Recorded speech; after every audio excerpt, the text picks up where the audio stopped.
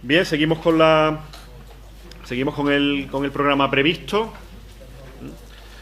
y pasamos a la siguiente ponencia. En un artículo que publicó el Diario Mercantil de Cádiz, un colaborador anónimo del Diario Mercantil de Cádiz, el 29 de julio de 1812, se interpretaba la crisis política española como un enfrentamiento generacional entre el partido de los ancianos y el partido de los jóvenes, ¿no? Decía, por ejemplo, aquel autor: nuestro patriótico sacudimiento, nuestro vehemente deseo de felicidad, obra fue del calor de la juventud y, por tanto, opuesto al helado sistema de la ancianidad, ¿no? Y decía: quiso Dios que el partido liberal, o sea, de la juventud, fuera el que hasta ahora se haya mantenido y prescrito el orden de nuestra actual situación. En ese sentido, el enfrentamiento generacional y el rápido relevo de las élites políticas y sociales y militares es uno de los modos en los que puede ser analizada la crisis del antiguo régimen en España, ¿no? Un relevo que podemos simbolizar muy bien, por ejemplo, en el hecho de que en 1808 la Junta Central fuera presidida inicialmente por un octogenario Florida Blanca, y que 2 años después, a finales de 1810, las Cortes estuvieran discutiendo si aceptaban como diputado al conde de Toreno, que no cumplía en ese momento la edad mínima legal de los 25 años, o que en 1813 el principal líder parlamentario de las Cortes fuera Martínez de la Rosa, que tenía 26 años, ¿no? Lo que hoy nos queremos preguntar en esta ponencia es cómo evolucionaron esos jóvenes liberales que, en cierta manera, también quemaron sus naves en una edad demasiado temprana. ¿Qué significó para ellos? ¿Qué significó para la cultura española posterior, cuando tiempo más tarde esa generación alcanzó su madurez? Y le hemos trasladado esta pregunta al profesor Andrew Ginger, que es catedrático de Estudios Hispánicos en la Universidad de Stirling, en Escocia. El profesor Ginger ha investigado sobre el movimiento romántico español y sobre los cambios literarios en la España de la primera mitad del siglo XIX. Es especialista en la literatura, el arte y la historia de las ideas durante el reinado de Isabel II y en la vertiente cultural del liberalismo moderado. Ha publicado en inglés o en español numerosos artículos sobre Espronceda, Ros de Olano, Antonio Flores, entre otros, y 3 monografías en inglés: Revolución Política y Experimento Literario en el Periodo Romántico Español, 1830-1850, del año 1999, Experimentos en Prosa Porromántica, de Antonio Ros de Olano, entre Romanticismo y Modernismo. Este libro que tenemos aquí también, La pintura y el giro hacia la modernidad cultural en España, la época de Eugenio Lucas Velázquez, y trabaja actualmente, si no me equivoco, en otro estudio titulado Liberalismo y Romanticismo, el proyecto de la reconstrucción histórica en la primera era isabelina. Y nada, le dejo la palabra ya para que desarrolle el tema. Pues muchas gracias por esas palabras tan amables y por traerme aquí a Cádiz por primera vez, de hecho, ya en mi madurez, digamos. En sus célebres versos sobre la Revolución Francesa, el poeta inglés William Wordsworth afirma que un deleite era en aquel amanecer estar vivo, pero ser joven era realmente divino. Bliss was it in that dawn to be alive, but to be young was very heaven. La renovación, literalmente volver a ser nuevo, se asocia así estrecha y lógicamente a la juventud, como también es el caso de la aurora, los primeros momentos de un día, los primeros instantes de una vida. Así se reemplazarán las que Wordsworth tilda de las mezquinas, rancias, opresivas costumbres con otras nuevas. Como constata Baek, creo que se pronuncia así, en su libro sobre la política del cuerpo, tales metáforas se empleaban comúnmente durante la Revolución Francesa para evocar la transformación del país. Los cuerpos demacrados y grotescos de la vieja aristocracia, el cuerpo poluto, incluso impotente del rey, caen ante la aparición del hombre nuevo y el frescor del cuerpo de la República Francesa encarnada en una dama virtuosa. Los franceses, o por lo menos los revolucionarios, tendrían un nuevo cuerpo, a nivel individual como hombres nuevos, en el sentido de un cuerpo político co-representativo, el cuerpo representativo, el Parlamento, y en el sentido del conjunto de la nación. En la era republicana, el calendario volvía a comenzar desde cero, más joven imposible que empezar en el año 1.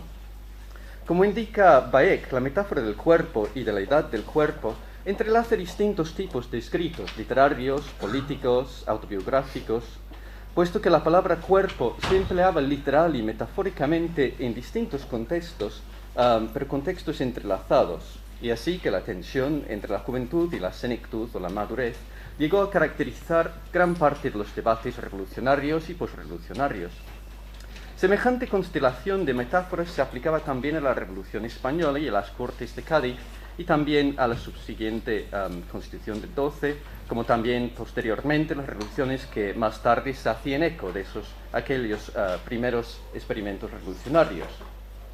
El discurso preliminar reconoce que el adelantamiento de la ciencia del gobierno ha introducido en Europa un sistema desconocido en los tiempos en que se publicaron los diferentes cuerpos de nuestra legislación, de lo que se deduce que una nueva época de ideas inauditas nos promete un nuevo cuerpo de leyes nunca antes visto. Más tarde, en sus cartas a Lord Holland, Quintana recuerda que después de la restauración de la Constitución en 1820, una nueva vida parecía que circulaba por los ámbitos de España. De manera paralela y contraria, concluye sus epístolas con la afirmación de que ya en la España de Fernando VII, superfluo sería buscar en este cuerpo moral ningún resorte de acción, ningún elemento de vida, por consiguiente está muerto. Contrasta en sus poesías, notablemente en su romance A Somoza, 1826, las fuerzas de su juventud revolucionaria y cómo se siente más tarde en la senectud o la madurez. Habla de mi alma nueva y fogosa en el momento revolucionario, que contrasta con sus sentimientos ahora porque se siente envejecido por la caída de la Constitución. Los años, las desventuras me agobian. Desde esos primeros años de la Revolución Española en adelante, la relación metafórica entre juventud y madurez, vejez y inexperiencia se complica. En primer lugar, el prometido cuerpo joven se figuraba, por decirlo así, como un cuerpo antiguo, reciclado. En su Oda a España después de la Revolución de Marzo, Quintana se queja, metafórica y quizá literalmente, del estado biológico y sanitario del país. ¡Qué de plagas, oh Dios! Su aliento impuro, la pestilente fiebre, respirando infestó el aire, emponzoñó la vida. Pero lo que desea es que la figura corporal alegórica de España vuelva renovada, es el antiguo cuerpo de España, lo que quiere. La heroica España, de entre el estrago universal, levanta la cabeza ensangrentada, dice, nuestro esplendor comienza. Pero ese futuro se conseguirá cuando el poeta entre en comunión con los muertos, cuando los fantasmas andan entre nosotros. En el Betis Beth del tercer Fernando, alzarse airada la augusta sombra, su divina frente mostrar Gonzalo en la imperial Granada, blandir el Cid su centelleante espada y allá sobre los altos Pirineos del hijo de Jimena animarse los miembros gigantes. Al observar esta agitación de enormes miembros antes cadavéricos, Quintana se une formalmente a los difuntos resucitados, yo lo juro, dice Venerables Sombras. Claro que muchos historiadores han comentado estas coincidencias en la retórica revolucionaria entre el pasado y el presente, lo muerto y lo vivo, lo joven y lo vetusto. En parte porque, claro, la palabra revolución significa tanto una vuelta hacia el pasado como un salto hacia adelante, y porque el símbolo médico del cuerpo político implica la posibilidad de curar una enfermedad, de volver hacia atrás. Lo que quiero subrayar aquí es el carácter voluble de las metáforas revolucionarias del cuerpo, de la juventud, la senectud y la vejez. No solo es posible pasar de la muerte a la vida y viceversa, sino que el mundo de los muertos y de los vivos se mezcle. Hay muertos y muertes, vidas y vivos positivos y negativos. Lo esencial de la metáfora revolucionaria es que las leyes del tiempo biológico se suspenden en el momento mismo en que se evocan. En cierto modo, es esta misma volubilidad la que facilita el concepto de la transformación individual y colectiva. Como dice Paulson con respecto al poeta inglés Blake, el universo de los contrarios es el mundo de la revolución.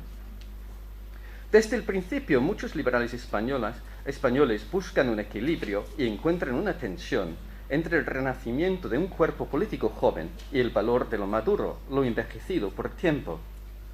Esta tensión obedece a dos consideraciones, como se ha dicho ya muchas veces en el Congreso por la preocupación constante por distanciar la Revolución Española del terror francés, pero también creo que la creencia fundamental de muchos liberales historicistas de que el conocimiento y el juicio no los constituyen una epistemología abstracta, sino la experiencia práctica de la historia y de la vida. Como afirma el discurso preliminar, otra vez, la experiencia es la única antorcha que puede guiar. De ahí que la Constitución se presente como a la vez renovadora y experimentada, antigua y actual. nos recuerda que sus disposiciones sobre la ley criminal no son teorías ni seductoras ilusiones de filósofos aislados o novadores, es decir, que se distinguen de lo nuevo, lo joven, que se asocia ya y se asociará durante décadas con lo teórico, con los sueños e incluso con las atracciones eróticas, son seductoras. Pero en la misma página apela directamente al espíritu del siglo, es decir, lo estrictamente moderno, para descartar leyes inhumanas. En algunos párrafos, el discurso preliminar celebra lo vetusto, que es todo lo que se promulga en la Constitución, como si de los consejos de un viejo experimentado y venerable se tratara. La calificarán de innovador, de peligroso, mas sus esfuerzos serán inútiles, y sus impostores argumentos se desvanecerán como el humo, al ver demostrado hasta la evidencia que las bases de este proyecto han sido para nuestros mayores verdades prácticas, axiomas reconocidos y santificados por la costumbre de muchos siglos, sí señor, de muchos siglos, entonces son no solo mayores, sino súper viejos. Así que la madurez es el camino de la renovación. Por eso la Constitución de 1812 se perfila como un monstruo de Frankenstein antes de la letra, cosiendo un cuerpo nuevo de los restos de otros que sirvan para el caso. Nada ofrece la Comisión en su proyecto que no se halle consignado del modo más auténtico y solemne en los distintos cuerpos de la legislación española, sino que se mire como nuevo el método con que ha distribuido las materias. Como en el cuerpo de Frankenstein se coge un trozo de un cuerpo de acá y allá, se une y ya tienes un cuerpo nuevo. Al situarse y resituarse en relación con la juventud y la madurez, al pasar de la una a la otra, el discurso revolucionario responde no solo a la necesidad de efectuar una radical transformación de la sociedad, sino una variada gama de impulsos inherentes en la tarea y que necesitan de una cambiante perspectiva frente al transcurso del tiempo. No debo ser incauto y dejarme engañar, debería aprender, tengo que olvidar las creencias erróneas, hay que rescatar lo que perdimos. Quiero sentirme libre de lo que ha pasado antes, tengo que consultar con mis mayores que saben más. Me gustaría volver a ser como antes. No me debería dejar distraer por los encantos de los jóvenes, porque tengo que concentrarme. La inestabilidad de las metáforas evoca unas incertidumbres cotidianas y las pinta a gran escala, conectando así la política y la transformación social con la vacilación entre la madurez y juventud que caracteriza a veces las ansiosas decisiones diarias. El discurso postrevolucionario, es decir, en las décadas que siguieron, en particular depende de este ir y venir entre lo maduro y lo joven. Es así porque los postrevolucionarios se encuentran con el problema de cómo describir su propia ubicación en el tiempo con respecto a esos acontecimientos anteriores que supuestamente y con toda su ambigüedad definían el comienzo de una nueva época. La cuestión de sí o no reimplantar la Constitución de Cádiz, o más bien el espíritu de ese documento, se imagina como la relación entre un cuerpo actual y el nacimiento de aquella Carta Magna. Si, como dice Toreno en su Historia del Levantamiento, renació así España, era necesario saber cómo debería evolucionar y modificarse ese cuerpo joven regalado al siglo XIX. El ir y venir entre lo maduro y lo joven provee una serie de opciones corporales para caracterizar la vivencia liberal frente a su momento originario, como lo hacen con respecto a nuestro propio nacimiento. Para el intelectual y estadista Francisco Martínez La Rosa, de quien se ha hablado tanto hoy, en su Espíritu del Siglo, el moderantismo, aquel liberalismo más conservador y templado de los años 30, se justificaba como manera de superar la juventud revolucionaria, de llegar a un estado más estable y maduro. Cuando describe las anteriores revoluciones, habla de los jóvenes con su ánimo fogoso, los entusiastas con sus teorías, todos con su sobrada ilusión. Frente a este fenómeno, los desengaños, dice, conducirán a la felicidad. La revolución da vida a la juventud, es equivalente a la juventud, pero por eso mismo tiene que envejecerse, madurarse, sin por eso caer en la caduca vejez del antiguo régimen. Sin embargo, desde el punto de vista de otro moderado del mismo partido, en 1841, Nicomedes Pastor Díaz, nacido 14 años más tarde que Martínez La Rosa, el problema que presentan los revolucionarios de 1812 no es que hayan sido jóvenes, sino que sean ya mayores. Afirma que por 1840 casi toda la juventud, la nueva generación política, entró en la escena, alzando una grave y vigorosa protesta contra las ya rancias preocupaciones revolucionarias, contra las teorías trastornadoras, contra las exageraciones democráticas, contra la ojeriza antimonárquica y el fanatismo antirreligioso de nuestros decrépitos jacobinos. El relevo generacional, tal y como lo pinta Pastor Díaz, supone que los viejos constitucionalistas se consideran casi como podridos y enfermos al borde de la muerte, mientras que los que buscan modificar sus doctrinas tienen y forman un cuerpo vigoroso. Los de 1812 se pintan incluso como sexualmente infecundos. Tienen el conocimiento instintivo de su esterilidad e impotencia. Para Martínez de la Rosa, los revolucionarios habían interrumpido el curso del tiempo con su rechazo a la tradición. Pero para Pastor Díaz son unos, cito, anacronismos vivos, que por eso perturban el orden cronológico, la secuencia del tiempo. La volte-face en la posición de la vejez y la juventud se complica todavía más, ya que los jóvenes, en virtud de su origen varias décadas más tarde en el siglo, se describen ellos mismos como el fruto de la maduración de los años transcurridos, nacen maduros. Esta mutabilidad, más que lingüística, corporal, estas metamorfosis temporales se extienden igualmente al campo de los progresistas. En 1840, Joaquín María López afirma: confiamos mucho en la juventud. Es decir, exactamente lo mismo que Pastor Díaz, pero en sentido contrario. Lo hace precisamente para resistir la fuerza corpórea de los conservadores. Este espíritu de resistencia a toda reforma, disfrazado con el nombre de conservador, se perpetúa en los senados, porque se hace de cuerpo y se transmite. Constata primero que, frente a tal vigor, la reelección de la Cámara Representativa, en términos técnicos, la renovación, es decir, otra vez ese volver a ser nuevo, no es suficiente para efectuar un cambio en la cara institucional. La metáfora que emplea aquí es la de la fisionomía, y que por eso nos encontramos frente a la muerte y a la enfermedad, en vez de una fuente de vitalidad. La fuerza numérica y moral de estas renovaciones es muy pequeña, para influir con ventaja en la gran masa en que se tiene que confundir.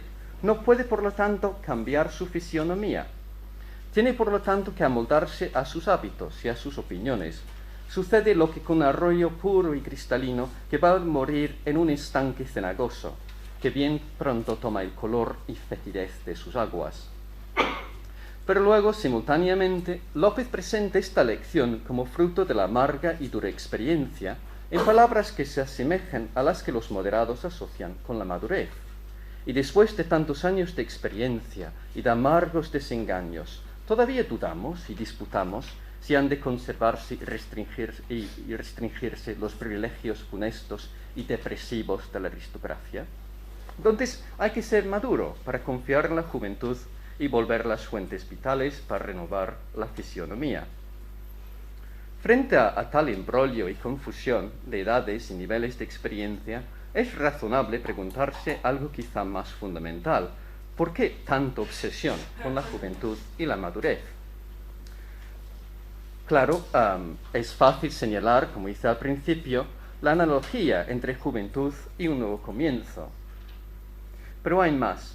Como señala Baek, entre otros, las alusiones al cuerpo humano en esta época obedecen a dos impulsos. Primero, arraigan la experiencia revolucionaria en la vivencia corporal del ser humano. Segundo, al hacerlo, prestan al discurso político el peso de décadas, de siglos incluso, de meditaciones sobre y metáforas derivadas del cuerpo humano. Esto facilita la elaboración de las formas políticas y sociales, ya que los miembros del cuerpo político experimentan su participación en la sociedad a un nivel nada menos que fisiológico. Y puesto que la imagen que tenemos del cuerpo, pese a las afirmaciones de que entramos en una nueva época, son casi tan familiares como nuestro cuerpo mismo. De ahí también deriva la fuerza de nuestra participación y solidaridad, que se sienten casi, y no solo casi, en carne viva. Los escritos políticos decimonónicos están llenos de una imaginería vívida, sensual, a veces de pesadilla. Un paisaje de ruinas entre las que vagan los modernos desconcertados, la sangre derramada, el martirio de los revolucionarios.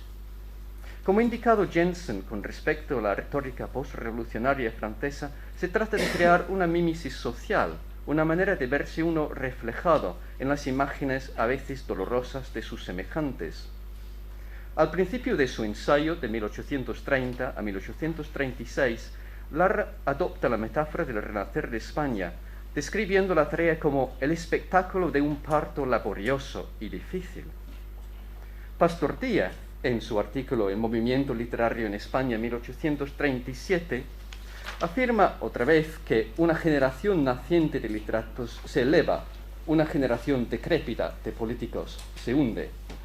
Pero eso pasa durante una guerra civil en que dice la sangre corre, los campos se talan y los pueblos se incendian. No se trata necesariamente de enlazar el discurso revolucionario con unas supuestas cualidades esenciales del cuerpo humano, ni tampoco exactamente y sin calificación se trata de describir la imagen del cuerpo como una construcción cultural. La palabra esencial como esencialista se emplea hoy día en los debates académicos como el coco, que todos evitamos por no parecer ingenuos o reaccionarios, pero por eso mismo quizá la palabra ha adquirido tal extensión y tal elasticidad de usos y sentidos que no clarifica mucho, como quizá tampoco lo hagan las palabras supuestamente contrarias, construcción y representación. Torrel Moy, por ejemplo, ha subrayado lo problemáticas que son tales distinciones. Más bien la cuestión estriba en el potencial del cuerpo y la mente humanos, de lo que pueden ser, de cómo pueden desarrollarse. Como observa Bayek, el cuerpo es susceptible de múltiples interpretaciones. Lo que está en juego en la tensión entre madurez y juventud es, claro está, la naturaleza mortal de la humanidad, el hecho de que nacemos y morimos, y si vivimos lo suficiente, nos envejecemos, para bien o para mal. Quizás sea obvio observar que el discurso sobre la juventud y la madurez es, en el fondo, una manera de expresar nuestra ubicación en el tiempo, que es en cierto sentido la clave del historicismo. Pero lo que quiero destacar aquí es una importante paradoja. Si el discurso sobre la madurez y la juventud nos sitúa en el tiempo vivido, si deriva su fuerza del potencial múltiple de cualquier cuerpo real humano, ¿cómo podemos reconciliar tales afirmaciones con el hecho de que las normas más básicas del tiempo y del cuerpo sean tan poco aplicables a aquel mismo discurso?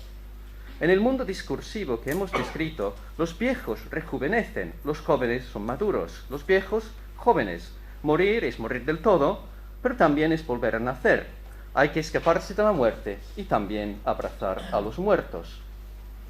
El interés de este discurso me parece que estriba no tanto en su relación con la experiencia del cuerpo dentro del tiempo, como en la medida en que supone tantas veces la violación de ese mismo límite temporal. Es más, el discurso supone, por supuesto, que el potencial fundamental del ser humano encarnado, corporal, incluye la capacidad de moverse en un mundo en que, si bien la temporalidad sigue siendo una referencia clave, las reglas más básicas del tiempo y de la mortandad se pueden suspender. A veces esta suposición queda sin decirse explícitamente, simplemente andan mezclando continuamente y de manera contradictoria la juventud y la madurez. Pero para hacerlo tienes que suponer que lo puedes hacer. Pero quedaba también muchas veces explícito, y los autores intentaban llamar la atención sobre el hecho. Por ejemplo, Pastor Díaz observa en la poesía de Zorrilla como evocando la sombra de Cervantes, tiene con ella el singular diálogo en que nuestro poeta se mofa de sus tiempos. Entonces, literalmente, el joven habla con el muerto para hablar de los tiempos nuevos. Al enfatizar demasiado la interpretación de tales símbolos y metáforas y subestimar su contenido literal, corremos el riesgo de subestimar el significado de los textos revolucionarios y posrevolucionarios. Todo esto me inclino a creer, y me sorprendió concluirlo, que es incompatible con muchas interpretaciones vigentes del discurso revolucionario y posrevolucionario. Solemos pensar que el historicismo liberal lo que hacía era intentar arraigar la experiencia humana en el tiempo y en la historia. Pero se trataba, en cierto modo, si no de desarraigarse del tiempo, sí de experimentar una capacidad dentro del tiempo y la historia dentro del cuerpo para lanzarse fuera de sus mismas restricciones. El debate como conjunto contemplado suponía algo bastante más allá de una mera interrupción o cambio de dirección o vuelta hacia atrás del curso del tiempo. Suponía, aunque los autores mismos no lo quisieran, poner en tela de juicio la idea misma de que el tiempo tuviera un curso que correr. Es esta radical autonomía de nuestra experiencia de la juventud y la madurez o la senectud, frente a la realidad corporal, la que supone una dimensión trascendental inherente en la experiencia del cuerpo. Al decir trascendental quiero decir que dentro de nuestra experiencia misma de la edad de nuestros cuerpos en el tiempo, hay siempre la posibilidad de exceder el límite de la experiencia. Quiero decir que esta gente llegó a suponer esa posibilidad como la condición misma para que hubiera una sociedad liberal.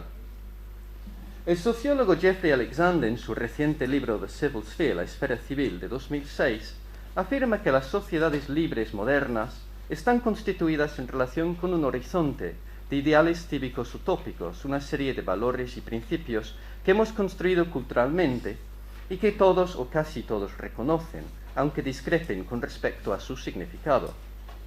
El cambio social se realiza sobre todo a través de un proceso de traducción cultural. Los que se oponen a la opresión necesariamente apelan a una reinterpretación, una traducción de los valores inherentes en el horizonte trascendental de la sociedad existente.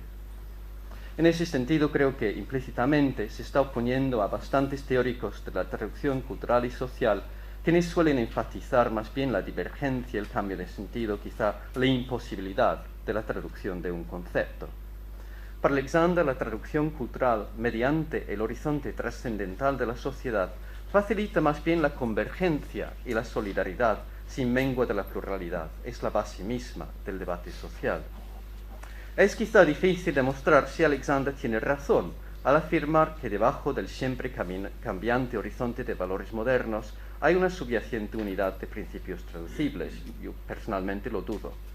Pero sí que se puede afirmar que la capacidad humana de traducir, en el sentido fuerte que Alexander presta a aquella palabra, es en el discurso revolucionario y posrevolucionario la clave de la dimensión trascendental de nuestra experiencia del tiempo. El tiempo, la edad, el nivel de experiencia son, por decirlo así, inherentemente traducibles.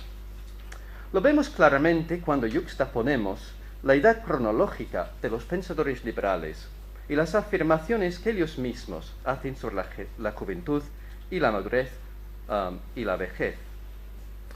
Por ejemplo, el más notorio de los líderes del terror francés, Robespierre, nació en 1758, así que tenía unos 34 años cuando se proclamó la Primera República Francesa en el otoño de 1792. El célebre revolucionario francés Marat, enemigo de la moderación relativa de los Girondins, tenía unos 50 años cuando fue asesinado en 1793. Francisco Martínez La Rosa, en comparación, líder del Partido Liberal en algún momento, nació en 1787 y llegó al poder, en cierto modo, entre el gobierno durante el trienio. Ya que el trienio empezó en 1820, Martínez La Rosa tenía por entonces unos 33 años cuando defendía la moderación, uno menos que Robespierre en 1792. Vuelve al poder en 1834 bajo una constitución sumamente restringida y moderada. Ya tenía unos 47 años, 3 menos que Marat, cuando murió. Sin embargo, en su magnum opus, El espíritu del siglo, Martínez La Rosa se decide, como hemos visto, a distinguir claramente su postura política de los jóvenes con sus teorías, que lanzaron la República Francesa, jóvenes que en muchos casos pertinentes eran mayores que él cuando emprendieron su labor revolucionaria. Él promueve la prueba de la experiencia frente a esos impulsos juveniles, pero esta idea de la prueba de la experiencia la encontramos en boca de alguien incluso más joven, por lo menos desde un punto de vista cronológico, que mucha la gente que criticaba. La confusión vigente sobre la edad y nivel de experiencias reales de Martínez de la Rosa ya es perceptible en las famosas cartas que escribe Quintana a Lord Holland después de la derrota del trienio. En 1820, por un lado, Martínez de la Rosa representa lo que tanto falta en España, con 33 años, la práctica y la experiencia en los negocios del mundo. Por otro lado, y por eso mismo, supone el comienzo de algo nuevo, el principio de un día, un nuevo albor de bienes y de felicidad, rayó por algunos momentos. En su célebre artículo Los tres no son más que dos, de febrero de 1834, Larra evoca atinadamente la desconcertante ubicación de Martínez de la Rosa dentro y fuera del tiempo cronológico. El señor tiene un cuerpo que describe como atornasolado de no conocido color. De medio cuerpo arriba venía vestido la antigua española, de medio cuerpo abajo a la moderna francesa. Y en él no era disfraz, sino su traje propio y natural. Entonces es joven debajo y mayor arriba. La posición política que se eleva en contra de los moderados en 1834 también exhibe características igualmente problemáticas en lo que a la edad cronológica se refiere. Larra, en ese mismo artículo, describe los revolucionarios como gente nueva y la más barbilampiña, flaca aún, como muchacho que está creciendo, pero como ya hemos oído, por esas fechas quizá la obra más importante que se publique en defensa de la Constitución de Cádiz frente al Instituto Real es el examen de las Cortes de Agustín Argüelles. Agustín Argüelles, líder histórico de esta gente nueva barbilampiña, si lo puedo decir, tenía por entonces 58 años, 11 más que Martínez de la Rosa. Es, si se nos permite prestar las palabras de Pastor Díaz, un decrépito, por lo menos en comparación con el joven viejo y viejo joven, don Francisco. Los cuerpos y mentes que están en juego son imaginarios, aunque no exactamente falsos. Los intelectuales y políticos realmente los imaginaban así, y como comenta Larra en su famoso artículo de literatura, las pasiones en el hombre siempre serán verdades, porque la imaginación misma, ¿qué es sino una verdad más hermosa? Esta frase tan célebre como el ensayo en que aparece y tan frecuentemente resaltada como ejemplo del supuesto subjetivismo romántico, aparece y está justificada por un argumento que es todo menos que sentimental. La actitud de Larra es que el progreso intelectual consiste ahora en reconocer que en política el hombre no ve más que intereses y derechos, es decir, verdades. No valora la imaginación como contrapeso a esa postura política férreamente realista, antiidealista, sino que la defiende como un componente fundamental de la observación empírica de las ciencias sociales y del análisis de las realidades humanas. Por eso dice, y no se nos diga que la tendencia del siglo y el espíritu de él, analizador y positivo, lleva en sí mismo la muerte de la literatura. Por extensión, podemos afirmar que el horizonte trascendental de la edad, de la madurez y la juventud en el liberalismo decimonónico también era una verdad, una realidad sociológica fundamental. El horizonte trascendental del que hablamos aquí es todo menos que una suposición idealista. Es una realidad corporal humana. Gran parte de la historiografía cultural contemporánea se ha inspirado en el célebre imperativo del marxista Frederick Jameson, always historicize, siempre historizar. Se supone que así logramos descartar unos ideales trascendentales universales para entender la cultura como producto histórico de un contexto. En contraste, el mensaje decimonónico parece ser más bien siempre trascender el tiempo, pero desde dentro. No se trata de elevarse como entidad trascendental encima de la historia del cuerpo, como supone Foucault, sino que se trataba, como ya he indicado varias veces, de la trascendencia inherente en nuestra potencial experiencia del cuerpo y del tiempo. Aquí podemos pensar precisamente en las palabras de San Agustín, cuando habla de regeneración del cuerpo humano, su resurrección después de la muerte. La promesa que hace a los fieles es que el cuerpo que recibiremos no será necesariamente el que nos acompañe cuando morimos. El cuerpo resucitado no tendrá, dice, más de 30 años. Está muy bien, ya que después de los 30 empieza a decaer, como el mío, supongo, y no será tampoco el cuerpo de un niño que no se ha formado todavía. Vas a tener un cuerpo realmente decente. Entonces, el concepto de la regeneración supone que una perspectiva desde la que podemos modificar los efectos del tiempo desde fuera del tiempo, desde el no tiempo.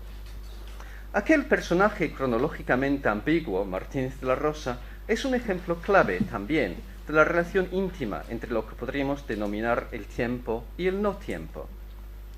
Bajo una interpretación, digamos, clásica del espíritu del siglo, él contrapone la destrucción del orden temporal emprendida por los revolucionarios jóvenes con el historicismo maduro necesario para el siglo XIX.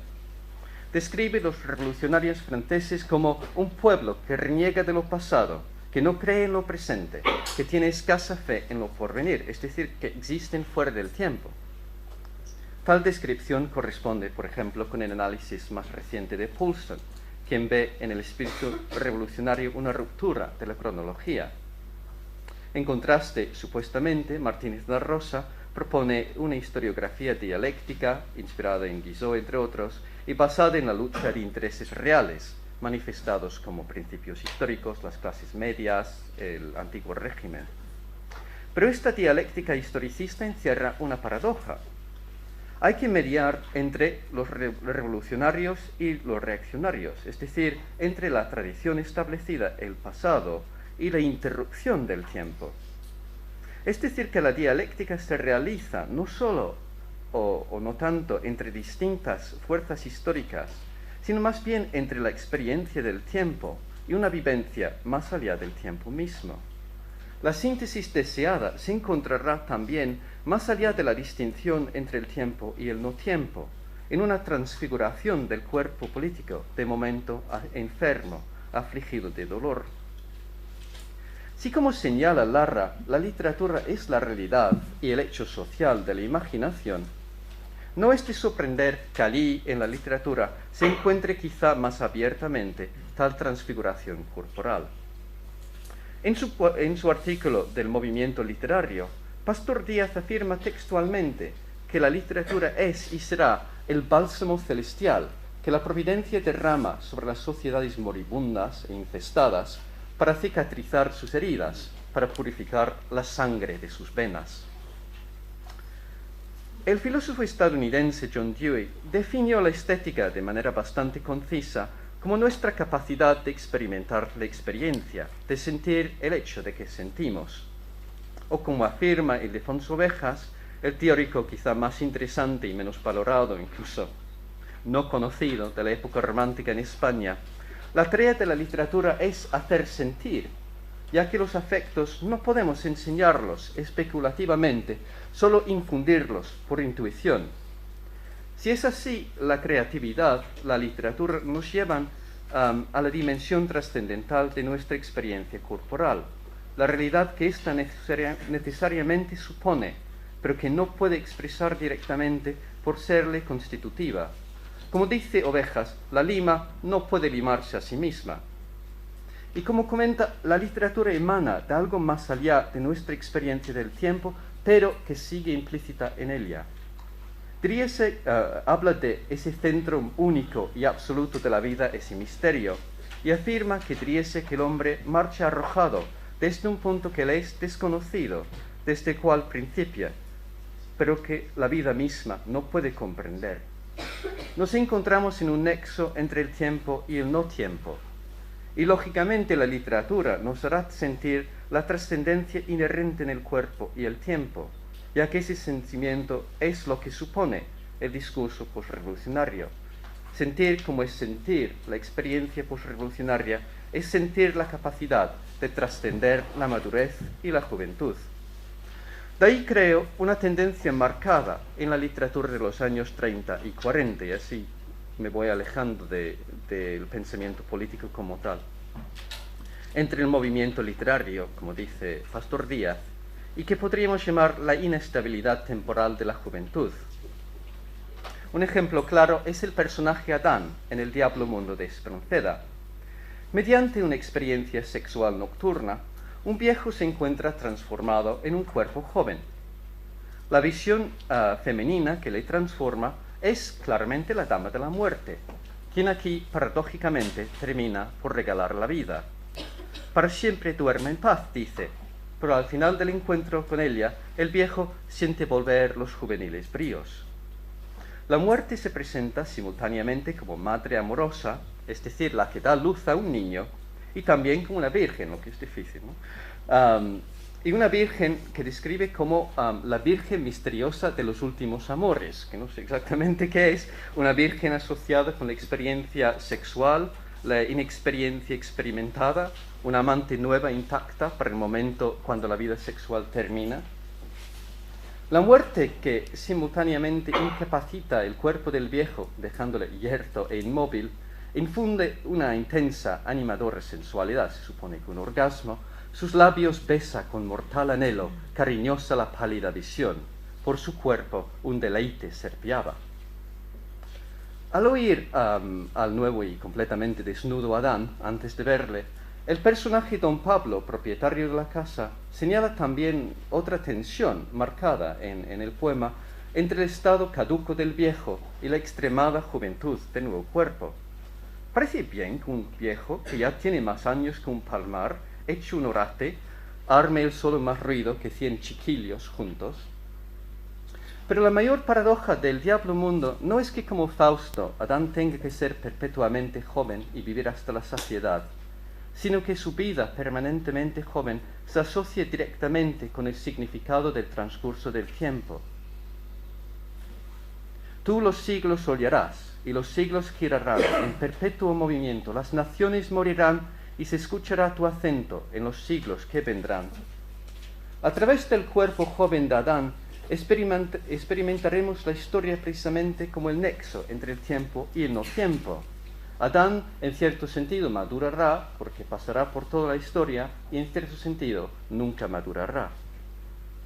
Tal es el sentido de esos versos repetidos del poema, que el mundo te dará cuanto el mundo en sí contiene, y ya para ti previene cuanto ha tenido y tendrá.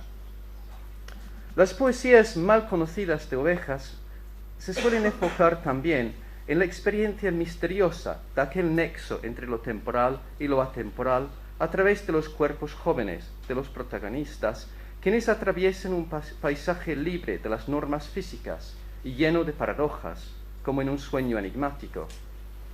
En fantasía, mi padre y mi madre, el niño se ve raptado de los brazos de su madre por un huracán. Regiones y regiones he cruzado, afirma. Veía ciudades que pasaban de opulenta, magnífica apariencia, y arrastradas en rápida violencia, las unas en las otras se estrellaban, y veía coronas, y bosquejos, y en la sombra de ejércitos, y gente atónita, y mujeres, en hirviente tropel, todo perdiéndose a lo lejos. Lamentando ya la ausencia de su padre y su madre, es decir, separado de los responsables de su nacimiento y su origen biológico, el niño se encuentra en un desierto donde no hay ni luna ni sol. Es un mundo más allá del curso de los días, a donde a pesar de su llegada es imposible ir. Nada llega aquí, dice. Inesperadamente, el desierto es tragado por el mar, que termina con el tiempo y el espacio a la vez. E incluso termina al final con el mismo mar. Ya no hay tierra, ya no hay mundo, los cielos desaparecen, los párpados se adormecen en un vértigo sin fin. Flotar en los mares, la mares éter, ya no es nada. Se insinúa en un flashback que el niño ha llegado a tal estado precisamente por la intensidad sensual y corporal de su juventud. Unas hadas le solían visitar, me iban besando y pasando, en el éter oscilando, en lúcida morbidez, dice. Al perseguirlas, dice, yo me entregaba al viento, quizás el mismo viento que le llevó al final a la nada, fuera del tiempo, a una separación ya definitiva de sus orígenes biológicos y temporales. Adiós, madre mía, clama, por siempre, jamás. Textos tales como estos aparecen como la ciencia desvelada de la juventud postrevolucionaria. El horizonte de su imaginación se manifiesta entre el tiempo y el no tiempo, en la transfiguración del cuerpo humano. En un mundo de jóvenes maduros y maduros jóvenes, donde la edad cronológica y la edad vivida no coinciden, y la senectud y la juventud cambian continuamente de posición relativa, la realidad más fundamental del cuerpo social existe en aquel punto indefinible en que el tiempo se disuelve, en que nos proyectamos fuera de los límites temporales y corporales. Al final de su artículo Un periódico nuevo, Lara resume muy bien la situación, al desdoblarse entre dos épocas, sin encajar en ninguna. Su escribiente le insta a copiar unas palabras del autor francés dieciochesco Beaumarchais, y con esta cita de Lara termino. Ponga usted la fecha en que eso se escribió, 1784. Ponga la fecha de hoy, 22 de enero de 1835. Y debajo, Fígaro.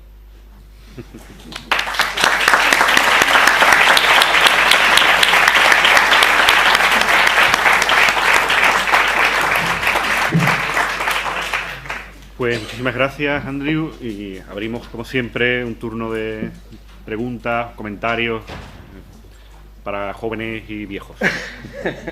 ¿Sea Felipe? Sí, dos preguntas para esta muy interesante ponencia. La primera, ¿tienes una infografía para apoyar tus imágenes literarias? Primero. Que si tengo, perdón. Si hay una iconografía. Sí. Segunda pregunta. ¿Puedes ver una conexión con la metáfora del cuerpo orgánico del antiguo régimen que seguía muy fuerte en 1808 y, por ejemplo, con la mención de acefalía? Es una mención muy fuerte en los textos, incluso en los textos de los liberales, por ejemplo, en Flores Estrada. Y tercer punto, una consideración, me parece muy interesante la idea de generación. Y la política es también cuestión de generación.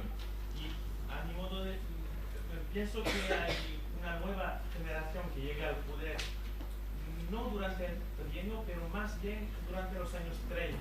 Se puede ver, por ejemplo, en la alta administración, en el cuerpo de los magistrados, hay una jubilación masiva de todos los viejos magistrados y la llegada con la reforma de las audiencias, la llegada de muchos jóvenes, muy jóvenes. Sí, pues a ver, si me acuerdo de todo. La iconografía. No creo que hay imágenes, aunque Carlos me podrá decir de viejos jóvenes y jóvenes viejos, pero sí se ve a veces una mezcla de las dos cosas. Iba a comentar que, aparte de cualquier otro sentido que puede tener la alegoría de la Constitución o de España, lo que sea de Goya, tiene un viejo y dos jóvenes. Entonces tienes algo viejo y algo nuevo a la vez. Más allá de eso, bueno, es mucho más tardío, pero hay una alegoría de Lucas en que ves todo como un torrente de imágenes de España y dos señoras jóvenes que están como, no se sabe si liderando la procesión o qué es lo que hacen, pero en vez de mirar hacia adelante miran hacia atrás. Y creo que eso lo que quiere decir es que hay una ambigüedad entre el ir hacia adelante y hacia atrás, entre lo joven y lo vetusto. Entonces, eso creo que es lo único que puedo decir. Igual Carlos podrá intervenir un momento y ayudarme. En lo del cuerpo orgánico, una cosa que iba a comentar es que creo que otra de las ambigüedades que tenemos aquí es que, claro, todas estas metáforas son muy antiguas, en cierto modo. Incluso la idea de la regeneración, de curar la enfermedad, todo es antiquísimo, hasta Hesíodes, San Agustín, por ahí. Y una de las ambigüedades que hay, y creo que han tenido que ser conscientes de ello, es que al afirmar lo nuevo, están afirmando algo antiquísimo. Esto es lo que se ha llamado a veces el tiempo profundo. Me pregunto si alguien como Argüelles puede no haberse dado cuenta de que estaba utilizando metáforas muy antiguas. Entonces creo que incluso las metáforas, digamos, tienen un lugar ambiguo en el tiempo. El hecho mismo de utilizarlos es nuevo, es antiguo o qué es. En lo que toca a las generaciones, lo que has comentado es muy interesante. Me hizo pensar, por ejemplo, en Zorrilla, cuyo padre también ocupa un puesto en la administración, me parece, de algún tipo. Creo que también Ovejas puede ser un caso similar por algo que dice. Y hay una tensión biográfica, además de política y literaria, entre algunos jóvenes y mayores. Y ese es el caso de Pastor Díaz, por ejemplo.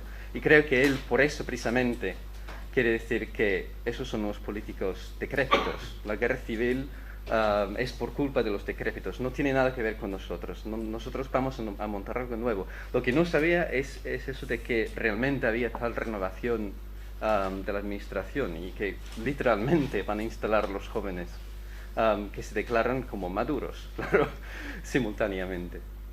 Es lo mejor que puedo hacer. Espero que sea algo que se parezca a una respuesta.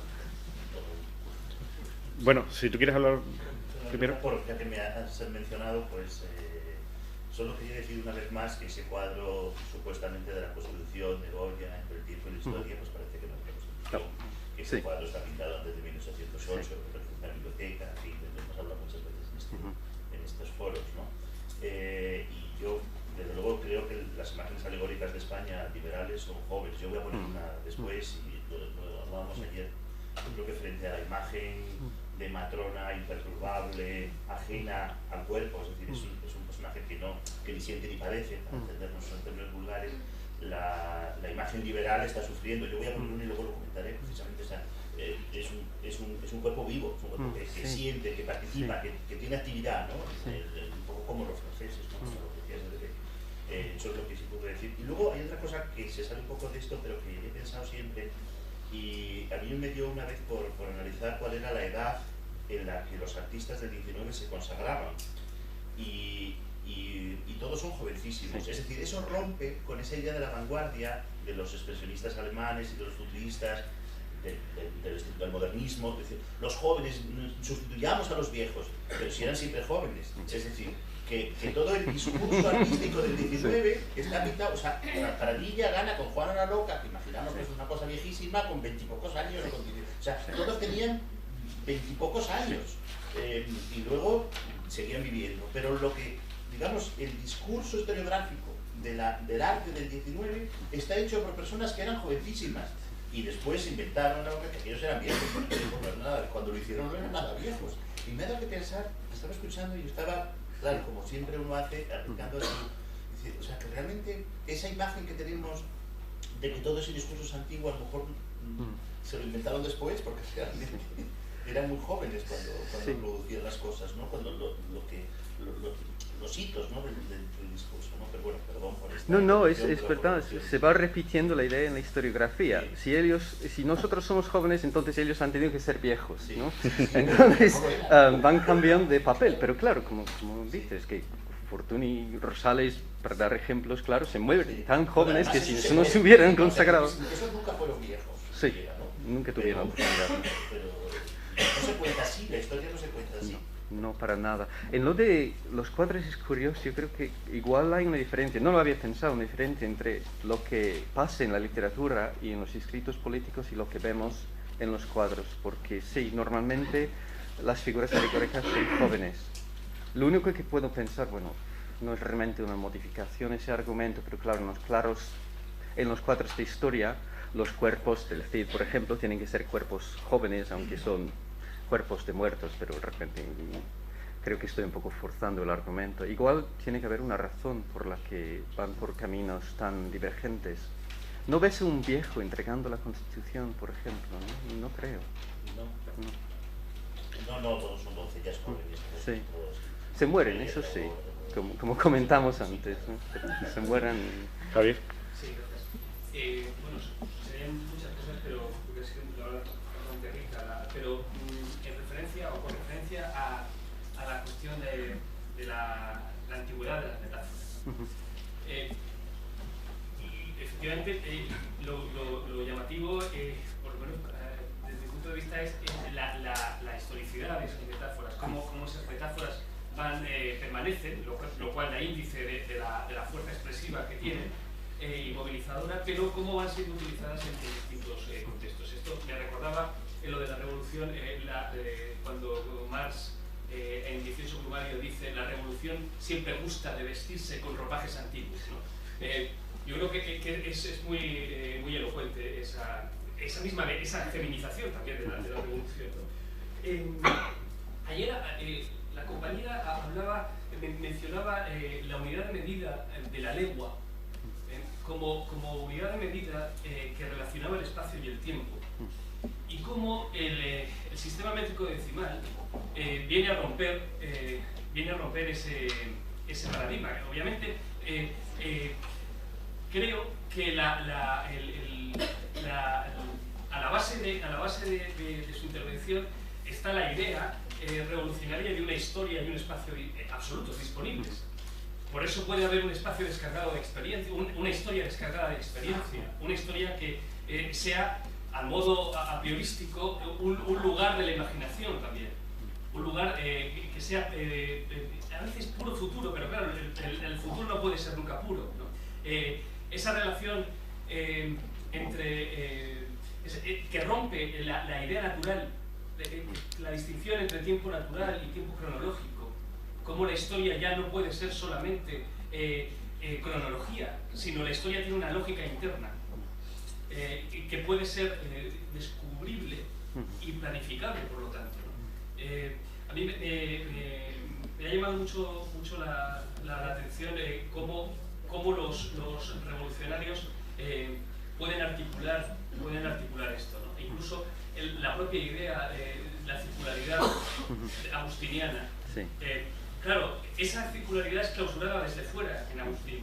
Solamente desde fuera puede ser clausurada y es la liberatio nova cuando sale de ahí. Sin embargo, la revolución clausura por sí misma la historia.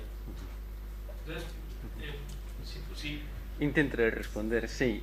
En cuanto a la antigüedad de las metáforas, sí, estoy totalmente de acuerdo. Siempre vienen vestidos con ropaje antiguo. En cuanto a esto de lo que creo que es lo que Baba llama algo así como un tiempo hueco y neutral o algo así, la idea de que el sistema métrico, la regularización del horario a través de los tiempos con el ferrocarril más adelante y tal, crea un espacio neutral desde el que se controla la historia. El problema que tengo con esa idea, en parte creo que se parece mucho a lo que dice Foucault del historicismo decimonónico, cuando dice que son historicistas pero no lo son.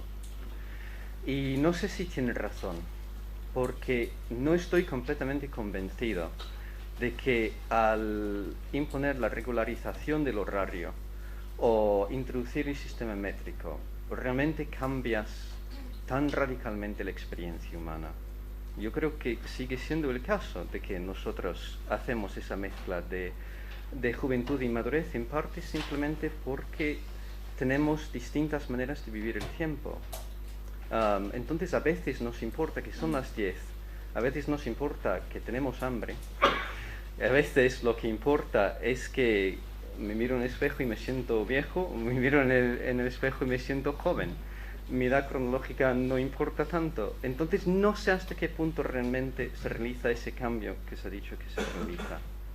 Forma parte de la experiencia moderna, pero creo que hay elementos de la experiencia moderna que se escapan a ese sistema neutral hueco que se dice. ¿Berto? Claro, sobre ese momento en que tú has hablado de que quizás esas metáforas se están haciendo un poco anticuadas, yo creo que eso puede ser un proceso de rechazo que podríamos más o menos vincularlo con una modernidad como la que está pidiendo Baudelaire. Por tanto, cuando él intenta ver la metáfora y la alegoría con unos sistemas antiguos, porque cuando tú no podías expresarte directamente en el sistema, en el antiguo régimen, tenías que recurrir a ese tipo de tratamiento. Claro, entonces, precisamente la modernidad va a significar el poderte enfrentar más directamente con la palabra y no por el circunloquio que significa la figura más o menos alegórica. Por todavía hay una petición que luego por el propio Baudelaire, él teóricamente lo plantea así, pero luego a la hora de escribir no lo lleva a cabo, ¿no? Pero yo creo que hay una petición por decirlo así, de qué es el realismo o es la modernidad, de que ese tipo ya de alegorías y de metáforas están ya perdiendo aliciente, como una rémora del antiguo régimen que pedía una cierta forma indirecta de argumentar las cosas. Creo que eso puedo decir dos cosas. El primero es que el problema que veo con Baudelaire en general es que se ha elevado demasiado como alguien totémico, que él dicta lo que es la modernidad y nosotros tenemos que ir a leer Baudelaire para saberlo. Mientras que me parece que el tiempo se ha vivido de muchas maneras distintas en muchos sitios distintos.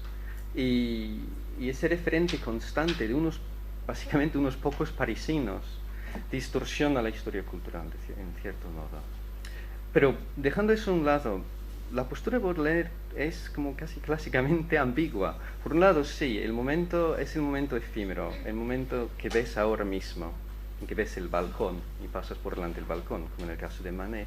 Pero por otro lado, claro, es gran admirador de Delacroix. Para él, el artista moderno es Delacroix, y Delacroix precisamente se sitúa en la tradición. Es el último de los grandes de la tradición. Y Les Fleurs du Mal está lleno de figuras alegóricas, de vírgenes, de imágenes religiosas. Entonces, bueno, la postura depende. Si aceptas la interpretación clásica como de Greenberg y tal, de que la atención ahora se dirige hacia la palabra, la imagen en sí, la representación, entonces puedes salvar la situación diciendo que, bueno, hay todas estas alusiones históricas, pero todas vistas desde la posición de la representación que es ajena al contenido de esas cosas. Pero tienes que poder creer eso antes de poder creer esa interpretación de Baudelaire. Bueno, ¿alguna otra intervención? Sí. Durante toda la mañana hemos ido viendo cómo este paso del tiempo, ¿no?, va produciendo un desencanto en los liberales, ¿no? En esa tensión que hay en el paso de la juventud a la madurez y a la decrepitud. No sé si usted habrá dicho algo, yo no lo he cogido bien, pero toda revolución parece que se queda como atrapada en el tiempo. Es decir, no hay una decrepitud solamente, sino que los decrépitos se pueden considerar en un determinado momento como jóvenes y quedan atrapados en el tiempo y en la estabilidad. Sí. Y las ideas son justificadas desde el pasado, pero a lo mejor con prácticas tan conservadoras como al momento anterior a la revolución. Sí. Lara lo dice, por ejemplo, cuando dice que el tiempo se acelera y la gente envejece más. Ahora, envejeces muy rápidamente porque eres joven y ya lo joven ya es viejo, es como la moda, ¿no? Lo que era nuevo ayer ya es viejo, muy rápidamente.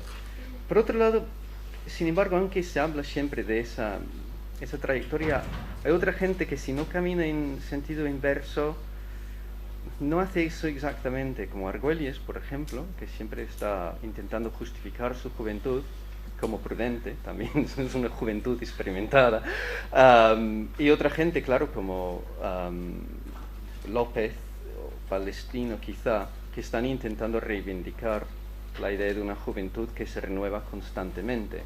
Es otra interpretación del Geist. Entonces, sí, es voluble. Y hay un problema en lo que es la experiencia del tiempo que se reconoce en el momento mismo de las revoluciones. Bueno, tendremos que ir acabando. Si hay alguna última intervención rápida, ¿no? Bueno, pues entonces seguimos a las 12:45, 10 minutos para cambiar la mesa.